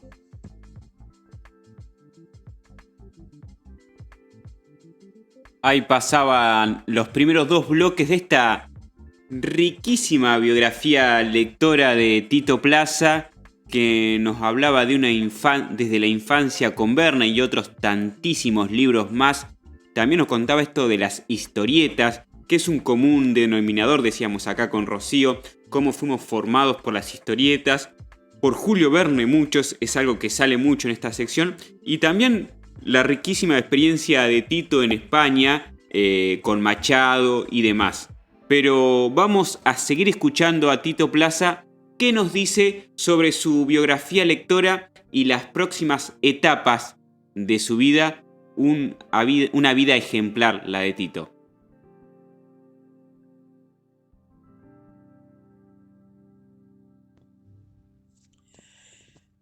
La formación escolar y el estudio, nivel secundario, nivel preuniversitario, me lleva a profundizar, con la necesidad incluso de ser examinado, la literatura española clásica, la que hoy se cuestiona a través de los nuevos intentos de reformar la gramática de un español que es quizá el idioma y la lengua más perfecta que exista de habla en el mundo, que es la lengua española o la lengua castellana, española o castellana, según hayamos leído o no al Cid Campeador, que es de autor anónimo, pero el Cid Campeador es el que transforma la España que estuvo 8 años sumergida en la cultura árabe, en la cultura mora, 8 siglos, perdón, 8 años. Y a partir de ahí se empieza a formar literatos y autores tan extraordinarios como aquel que me tocó conocer en México, Sor Juana Inés de la Cruz, los versos de Sor Juana Inés de la Cruz, una avanzada, una evolucionada, una profecía de lo que venía en la sociedad, en el mundo, a través de la lucha y el sostenimiento de los géneros del ser humano. Sor Juana Inés de la Cruz, y ahí me lleva a Ruiz de Alarcón, el de las bodas de plata, todas obras literarias de una literatura para para enriquecerse, para saborear, da mucho placer. Miguel Ángel de Quevedo, el escritor español de aquella época, de donde se manifestaba con una pluma exquisita su profunda ironía hacia quien se dirigía, hacia quienes iban a ser sus lectores. Es que esta literatura española que se fue formando en nuestra América, estuve hablando de México, que nace desde España, es la que también fue formando este amor y este enamoramiento de la lectura y de los libros. Para poder así entender y contarles a ustedes que cuando uno entra en la etapa académica de la vida, es decir, cuando entra a la universidad, cuando empieza a preocuparse y tener otras inquietudes en la vida, a mí me tocó la inclinación por lo social y por la política, y a partir de ahí, con un padre, profesor de historia, soy un enamorado y un seguidor de la historia argentina, para no hablar de la historia ya de América Latina. Y ahí también libros importantes, Gálvez, de historia argentina, José María Rosa, el Pepe Rosa, el que nos hizo entender que además de la historia oficial, la de Mitre, que recomiendo leerla, había otros autores que marcaban otro perfil de la historia argentina. Rodolfo Puigros, todos los trabajos de Juan Domingo Perón, todos esos libros nosotros nos llevaron a ir formándonos en cuanto a la búsqueda de una identidad. Los libros de historia. Por eso los recomiendo y estos son los autores que ahora existe. Alberto Lettieri, que para mí es lo mejor, Pacho O'Donnell, hay que leerlos. Todos tienen sus libros, todos son libros sagrados. Y puedo pasar el chivo, ¿eh? El libro que me publica la editorial de la Universidad Nacional de La Plata, que se llama La patria que nos parió, de 1806 a 1956. Está en las librerías. Bueno, pasado ese chivo, quería destacar esto, ¿no? El alimento que nos hacen aquellos autores de grandes libros de historia. No me puedo olvidar de Sarmiento, un escritor extraordinario, al margen de ser un educador y tener una personalidad muy discutida en la historia argentina. Civilización y barbarie es para leer y releer tantas veces uno necesite entender lo que ocurría en el siglo XIX, a mediados del siglo XIX. Y si hablamos de Sarmiento, tenemos que hablar de Esteban Echeverría, o de Mármol y Mataderos, todos aquellos que políticamente se refugiaron en Montevideo, se exiliaron y a partir de ahí empezaron a escribir obras exquisitas en la lectura, independientemente de la conformación ideológica que tenía su contenido. Bueno, esto también es para destacar y para que se sepa por dónde leer, qué es lo que hay que leer, cómo nos tenemos que formar. Yo hablo a las generaciones que vienen. Mi tarea, reitero, ya cercano a los 80, es transferir, y esta es la oportunidad que me da Sebastián. Mi generación tuvo la posibilidad de vivir durante la explosión del talento literario en América Latina. Y son muchos los autores que recomiendo. Digo esto y me sonrío porque los he leído a todos. Es decir, yo les recomiendo lo que leí, pero tuve la fortuna de conocer una camada de escritores extraordinarios en América Latina. Premios Nobel, ¿no? Que son los que vamos a ir seguir nombrando. Ahí está Gabriela Mistral, ahí está Neruda. Hay que leer sus poemas, son versos que los han llevado a obtener quizá el premio literario más importante, que es el Premio Nobel. Pero además tiene que haberse leído Adán Buenos Aires de Marechal. Marechal para mí es el mejor escritor de aquella época. Hay que leer a Roberto Art, en Los Siete Locos, una obra extraordinaria. Por supuesto, Borges, el frustrado premio Nobel, pero el más quizá reconocido en el mundo.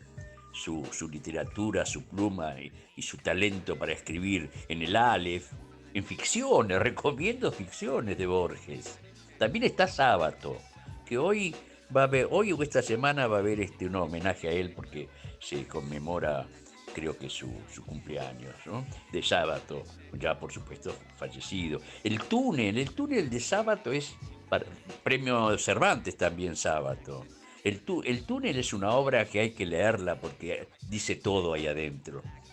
Tiene todo tipo de mensaje y uno tiene que aprender a interpretar lo que el autor, el escritor, intenta mostrar, como los pintores, como la plástica, sobre héroes y tumbas de sábado. Y después los de los cuales uno se enamoró, ¿no? Julio Cortázar con Rayuela, con Bestiario, con La casa tomada.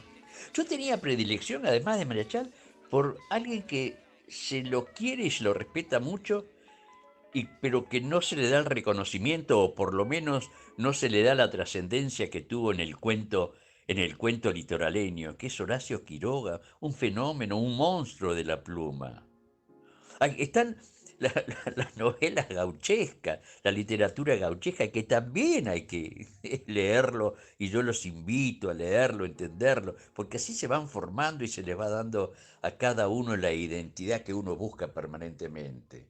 Don Segundo Sombra, Juan Moreira, toda esa literatura gauchesca. Después vamos a caer quizá en el más importante, pero con eso quería cerrar ya esta invitación que me hiciera Sebastián, de contar cómo me formé y a través de qué libros, ¿no? Falta Galeano, Eduardo Galeano, con Las venas abiertas de América Latina. Benedetti con Montevideano. Leer a Benedetti, además de endulzarte el ánimo, te hace caminar, transitar por las callecitas de Montevideo. Roa Bastos, en su obra, el paraguayo Roa Bastos, en su obra del dictador, donde ya sabemos cuáles son las características que en aquel momento tenían los tiranos de la época, como en el caso de Paraguay. Bien, estos hay que leerlos, y esto hay que destacarlo porque perteneció a nuestra generación. Ahí nos formamos, ahí nos educamos, ahí empezamos a querer al otro, empezamos a querer lo colectivo, empezamos a trasladar aquello que incorporamos en nuestra infancia a nivel individual hacia lo colectivo, hacia lo comunitario, a través de esta literatura. La literatura de nuestra América Latina, la literatura cubana. Los cubanos tienen posrevolución y antes de la revolución autores extraordinarios que hay que leerlos. Tenemos a José Martí, tenemos a bueno, esto ya es Nicaragua, los hermanos Cardenal, dos escritores de talento también revolucionarios porque accedieron a través de la pluma a un proceso de revolución social y política.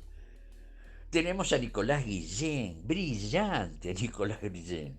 Y por supuesto, Alejo Carpenter, ¿no? Ese que inventó el realismo, creó el realismo mágico, que lo dio, por ejemplo, en La consagración de la primavera, que es la narración de lo que fue la Revolución Cubana. Es decir, también en el Caribe, dentro de nuestra América Latina, hay una riqueza literaria extraordinaria, ¿no? Y quería hacer en este bloquecito, digamos, de encuentro con ustedes, si Sebastián me lo permite, hacer alusión a los periodistas que terminaron escribiendo y siendo mejores literatos que periodistas. Y entre ellos Rodolfo Walsh. Y con Operación Masacre, les tengo que confesar que con ese libro, después de la lectura, yo leí los dos de aquella época, ¿Quién mató a Rosendo? Y Operación Masacre. Pero después de Operación Masacre, a mí me viene y me nace la inclinación definitivamente por el compromiso político, por lo que hoy se conoce como la militancia en favor de un proceso político. Y el otro es Scalabrini Ortiz. Quizás sea nuestro referente ideológico más importante de aquella época, sus trabajos. Y no me quiero olvidar de Fray Mocho. Periodista, escritor extraordinario y sobre todo de relatos y de tipo policíaco y de tipo periodístico. Y en el siglo XXI se nos fue Tato Contiza, escritor y periodista de primerísimo nivel. Sigo ya y entro en la última etapa.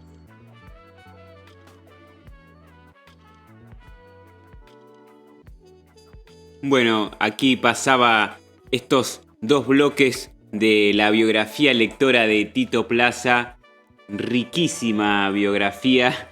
Acá con Rocío decíamos, se leyó todo y es un agrado, la verdad, un verdadero placer tener personas como Tito, personas con tanto compromiso por los derechos humanos y con tanto compromiso y generosidad por la intelectualidad. La verdad que ha sido un honor cruzarme con él en su formación y tenerlo en este No Digan Cómo Vivo. Para ir cerrando estos bloques completísimos que nos regaló Tito, vamos a la última etapa de su biografía lectora.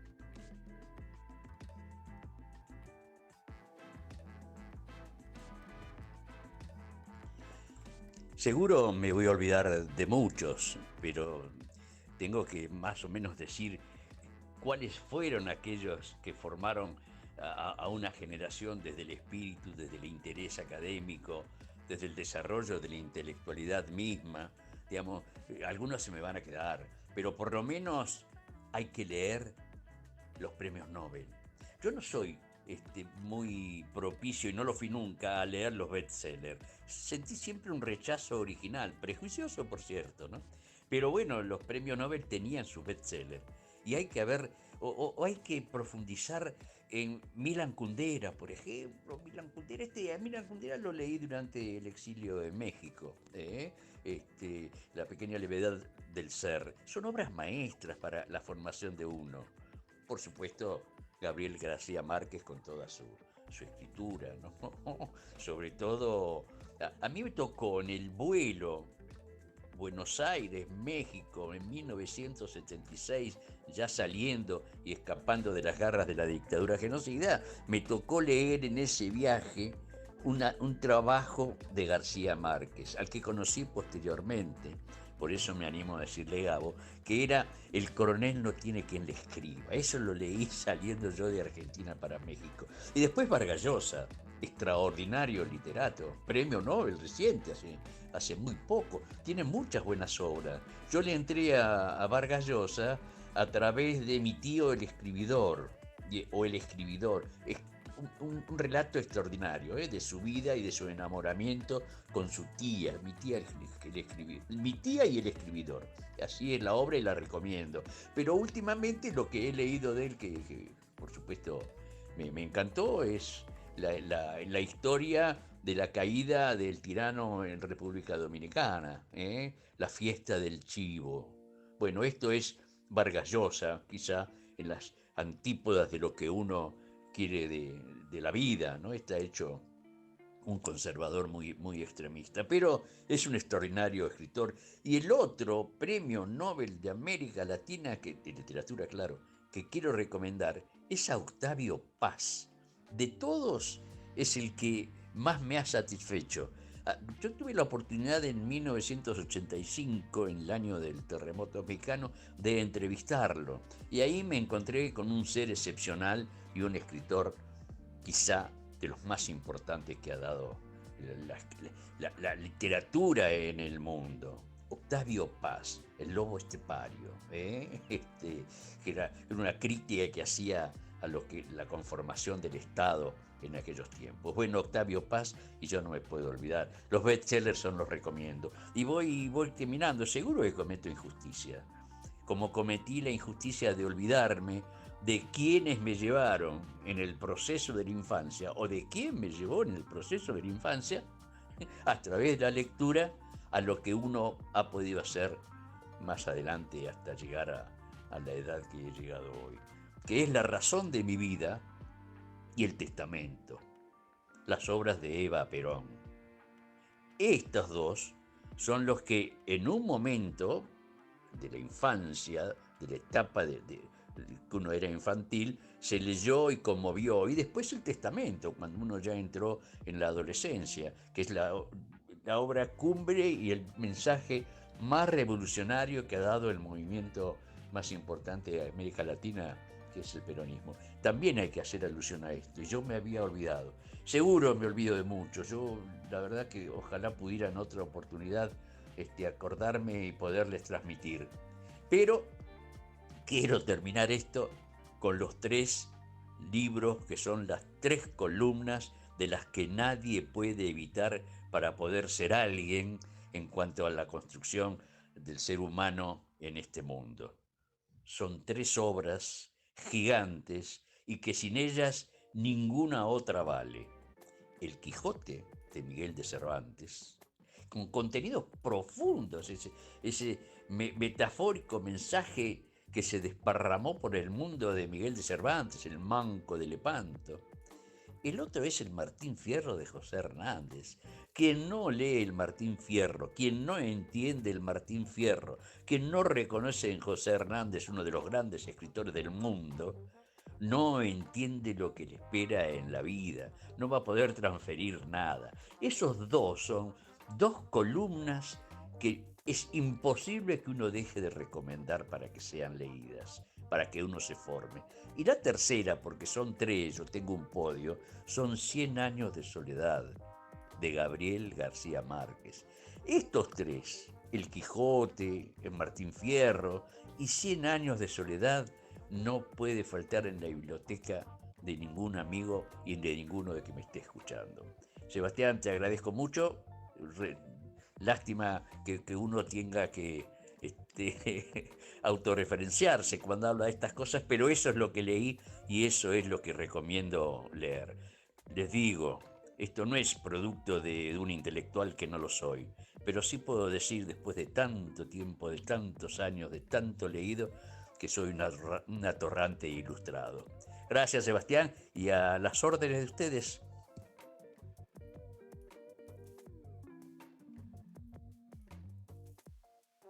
Ahí pasaba esta variada y completa biografía lectora de esta gran persona que es Jesús Tito Plaza, a quien le mandamos un abrazo, quien supo mantener esta voracidad por la lectura desde muy joven y que sigue manteniendo, que ha sabido mantener el compromiso político en su vida intelectual y la bandera del recuerdo del gran Bocha Plaza.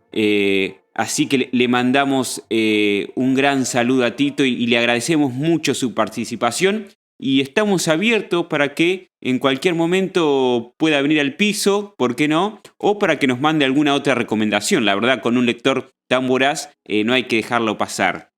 Antes de que termine el programa, quería pasarles un aviso que esta semana estuve hablando con Pamela Bedfrid, que fue una de las voces que integró uno de los capítulos de No digan cómo vivo.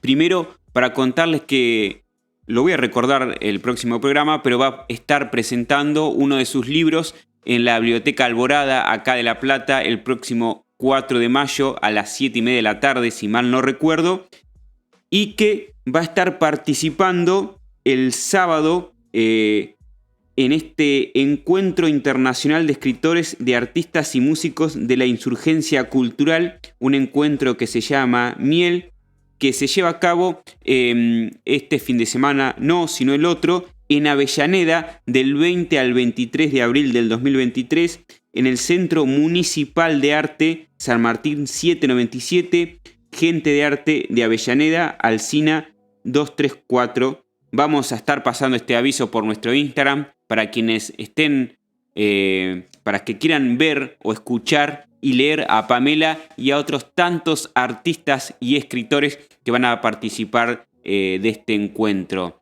Les recordamos que sigue el sorteo de este libro que va a seguir, que por Instagram vamos a seguir insistiendo con la consigna sobre este libro de Ricardo Bizarra que se llama Decadencia, este genial poemario que les leí un programa. Así que estén atentos porque ya Tere participó, Mónica participó, Rocío participó, Lupe participó y hay más amigos que nos mandan sus ¿qué libros te llevarías de viaje? Así que, bueno, nada más por hoy. Estuvo, la verdad, muy lindo el encuentro. Estuvo lleno de voces que integran esta comunidad lectora. Seguiría más, en realidad no, porque creo que Bartolo, mi perro, me está rompiendo la casa porque lo dejé solo.